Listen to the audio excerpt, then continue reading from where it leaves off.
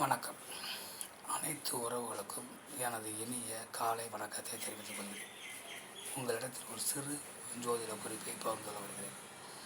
ஒரு ஜோதிடரிடம் வாடிக்கையாளர் வரும்பொழுது அவர் ஒரு ஜாதகத்தை கொண்டு வந்து, என் மகன் ஜாதகம், இவன் ஒழுங்காக படிக்கவும் மாட்டேங்கான், வீட்டில் இருக்க மாட்டேங்கான், ஒரே ஊர் சுற்றிக்கிட்டு இருக்கான், எந்த பொறுப்பும் இல்லாமல் இருக்கான், இவன் எப்படியா இருப்பான், நாளைக்கு பின்னால் பிழைப்பானா பிழைக்க மாட்டானா, இருக்கிற சொத்துக்களை பாதுகாக்க மாட்டானா, வேலை செய்வானா வேலை செய்ய மாட்டானா, ஊதாரியாக இருப்பானா, எப்படித்தான் இருப்பான், எதுக்குமே கட்டுப்பட மாட்டேங்கான், என்னென்னு பார்த்து சொல்லுங்கய்யா அப்படின்னு சொல்லி அந்த பெற்றோர்கள் அந்த குழந்தையின் ஜாதகத்தை ஜோதிடரிடம் கொடுத்து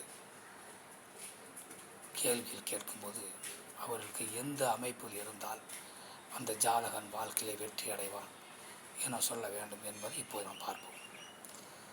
காலபுருஷனுக்கு 10வது வீடு மகரம் வீடு, கர்மகாரகன் வீடு, தொழில்காரகன் வீடு, ஜீவனக்காரகன் வீடு, மேலும் ஆயுள்காரகன் வீடு, அடிமட்ட தொழிலை குறிக்கக்கூடிய காரகத்துக்குரியவர், அடிமை தொழிலை குறிக்கக்கூடிய தொழிலாளிகளின் காரகத்துக்குரியவர், பூமிக்கு அடியில் இருக்கக்கூடிய அனைத்து கனிம வளத்திற்கும் காரகர். இப்படி அடுக்கிக் கொண்டே போகலாம். அப்படிப்பட்ட ஒரு கிரகம் சனி பகவான். அவருக்கு உரிய வீடு தான் காலபுருஷனுக்கு 10வது வீடு மகரம் வீடு. அந்த காலபுருஷனுக்கு 14வது வீடு லாபஸ்தானம். அபரிமிதமான லாபங்களை கொடுக்கக்கூடியது, அதிர்ஷ்டத்தை குடிக்கக்கூடியது, யோகத்தை குடிக்கக்கூடியது, அபிலாசைகளை நிறைவேற்றக்கூடியது, அண்ணன் அக்காவை குறிக்கக்கூடியது, 2ஆம் தாரத்தை குறிக்கக்கூடிய வீடு. இப்படிப்பட்ட இந்த வீட்டிற்கு அதிபதியும் சனி பகவான் தான். இந்த சனி பகவான்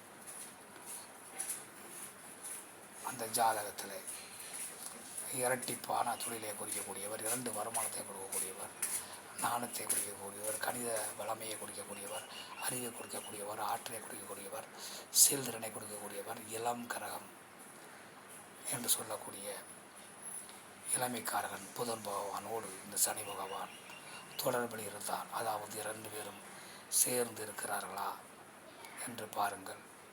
இல்லை என்றால் ஒருவரை ஒருவர் பார்த்து கொள்கின்றாரா என்று பாருங்கள்.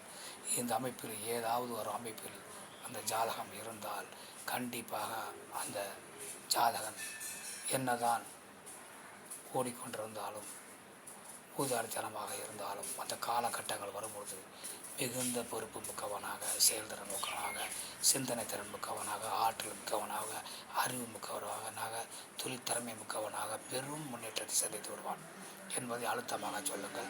அந்த வந்த ஜாதகத்தை கொண்டு வந்த பெற்றோர்களுக்கு ஆறுதலான வார்த்தைகள் சொல்லி அவர்களை அகமகிழ்ச்சியோடு அனுப்பி வையுங்கள் என கூறி மற்றவற்றை நாம் அடுத்த வீடியோவில் காண்போம். நன்றி, வணக்கம்.